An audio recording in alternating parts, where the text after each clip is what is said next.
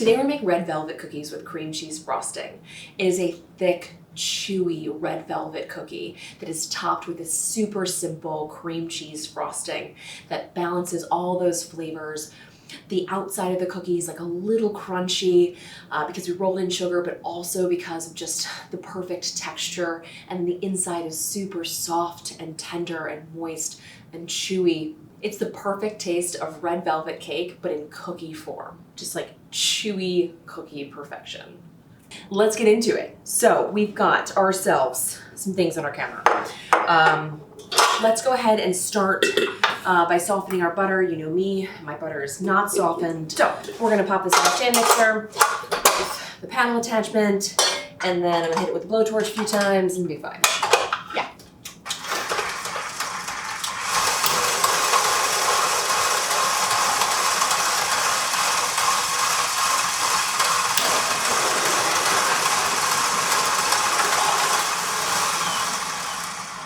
And we're done. All right, so our butter is softened. Yay! If your butter was already softened, you don't have to do that step. Congratulations. What we're gonna do is whisk our dry ingredients together real fast. So I've got AP flour here, Dutch processed cocoa powder. You can use non-Dutch processed, but the color will be a bit different. Might be a little less, like the flavor might not be as kind of soft and round and chocolatey, but you can use either. This is kosher salt, and then baking powder. Go ahead and give those a whisk carefully. My cocoa powder is a little clumpy, so I'm watching her and I'm thinking like, do I need to sift it? Will I have regrets?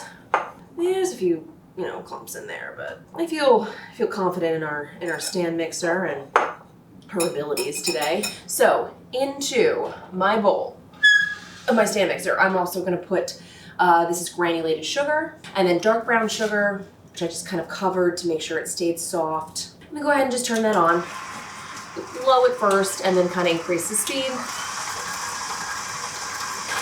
All right, so I'm gonna give it a quick scrape, just because since we already tempered our butter in there, it's kind of like sitting on the sides and the bottom, and I want it to incorporate all evenly. We are looking for this to be light and fluffy. Our butter was tempered, so it's gonna get there pretty fast. It's already looking lighter. It's kind of, it's still a little pasty.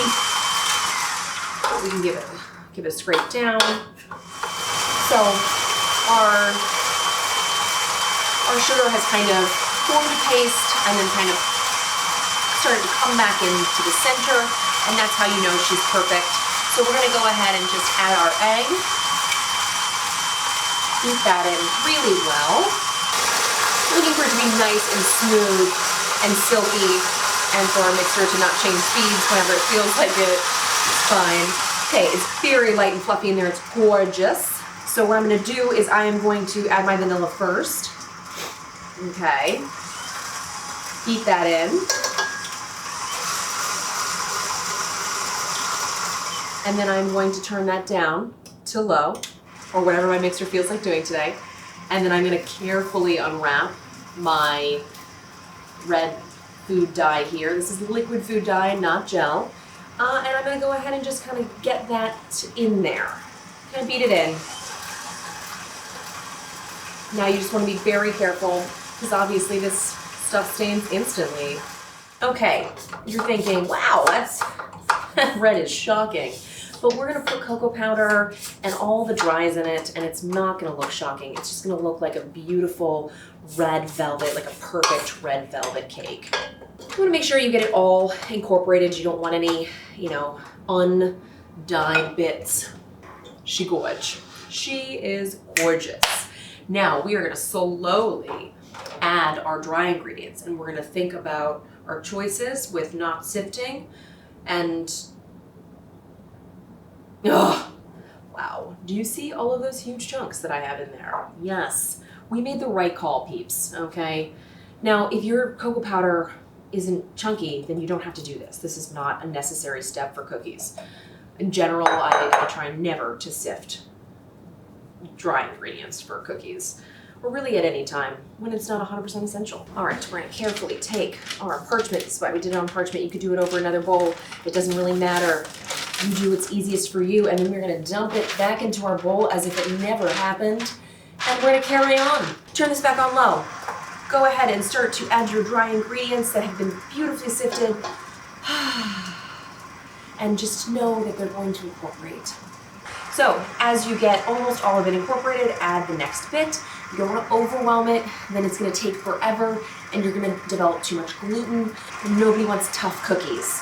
So just let most of it incorporate and then add the next bit. You can see it's got that nice red velvet color to it. I'm just giving it one more twirl about to make sure she's incorporated, and she is, and we're like, wow, that was easy. I know. Toes. Now, we are gonna chill the dough. I mean, technically, you know, you could bake them unchilled, but they're gonna spread, and we want those like nice, thick, chewy cookies, and so part of the way that we get that is by chilling our dough. I've got myself a baking sheet. I'm probably gonna need to bake it on 2, but right now I can chill it on this one, just for the sake of my fridge. So I'm gonna go ahead and just, I'm gonna scoop it. You can 100% roll this. We're just gonna scoop, right? Really easy. It's easy stuff. You can make any size cookie that you want, okay? You can make a giant cookie. You can bake this in a skillet. You can literally make any size you want. No dough left behind. You know my mantra, everybody in the oven where you belong. Yum. All right, I'm gonna cover this with a little piece of plastic wrap, pop it in the fridge. It only needs to chill for like 30 minutes or something, really just until you can kind of roll them. You know, we'll probably do about an hour just to be safe so that they're nice and thick and chewy. All right, we're back. It's been about 2 hours. Our dough is nice and firm and chilled, and we're stoked about that. So we're just gonna uncover it, and then we've got a bowl of granulated sugar to roll them in, which is, I guess, technically optional, but I feel personally isn't. So your call. So what we're gonna do is we're gonna take these, we're gonna roll them. It would have been easier if we had done this before, and then we're gonna drop them in the sugar. Some of these are a little smaller because the dough sticks. This dough is obviously very sticky. You saw it when I was rolling it out. And so it sticks inside the scoop. And so these are, you know, sometimes these aren't the most ideal cookies to scoop, but it's definitely the easiest way to do it. So anyways, I just distributed that last little bit of dough. This makes 15. Do like 3 at a time, or you can get a bigger bowl and do more at a time. But you see how gorgeous that is? They do spread a little bit, so you do want to make sure you give them enough space. Is this going to dye my palms red? 100%. Could you use gloves to do this? Or a small human who doesn't care if their hands are red for the whole day? Yeah, for sure. My small human is too small and not present in the same way. So look at those cuties. They're ready. They're ready for their oven. I've preheated my oven to 325 degrees convection. Otherwise, do 325 regs. I've actually never baked these in a non-commercial kitchen, but we are looking for them to spread.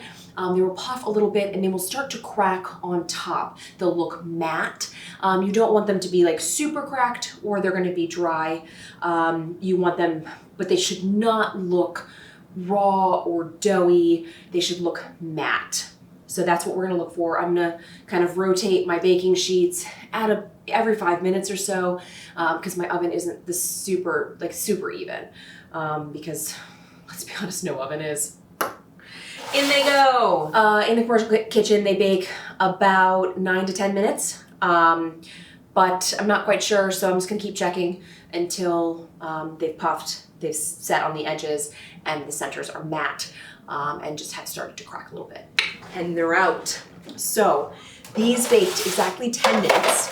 I rotated them after 5 just to make sure they got a nice even bake in there. As you can see, they puffed, they started to crack on the top, and then they look matte. So not shiny or doughy at all. They're still gonna be soft. As long as they've cracked a bit on the top, then you're good. So we're gonna let these cool, and while they cool, we're gonna make an easy cream cheese frosting for cookies, which is just a little thicker than you would use for frosting a cake, for example. You could also glaze these with my cream cheese glaze from my cinnamon roll scones, which would be a delightful way to finish them off, or you can leave them unadorned. But let's just get a little frosting going, and we'll check back in when they're cool. All right, we've got our buttercream here. We are going to grab ourselves an offset.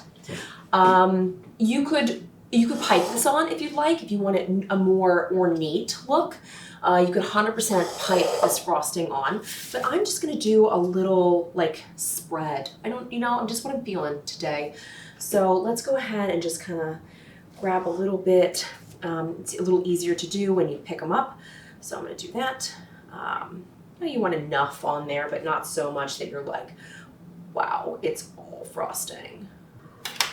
All right, so just take like a dollop on your offset, kind of place it in the center, gather it into like a little kind of, almost like a ball, and then flatten it, right? And that's how you get kind of those nice, like, that nice beautiful shape.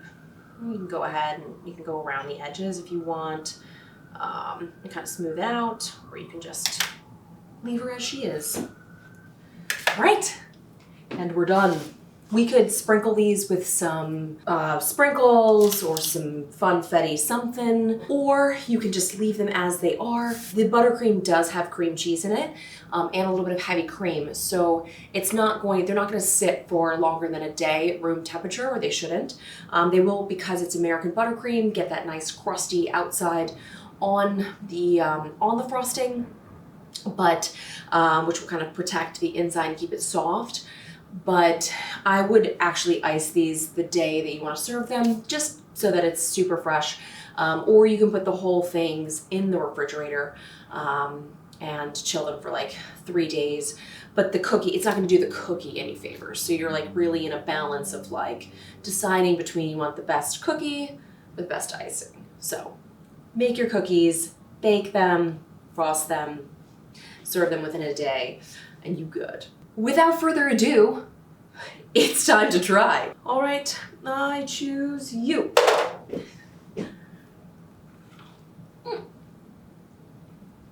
A really big bite that I just took, so please forgive me.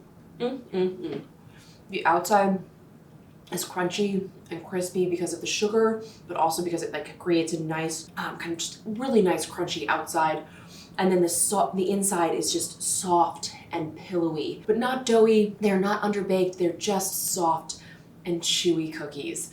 And they're thick and just luscious. These cookies are phenomenal. They taste just like red velvet cake. The perfect amount of red to just give them that tinge without having too much food dye. And like just a nice balance of cocoa powder, of like the buttercream on the top. It's just, it's phenomenal. Just a really beautiful, chewy cookie that tastes just like red velvet cake with its like own little adornment on top.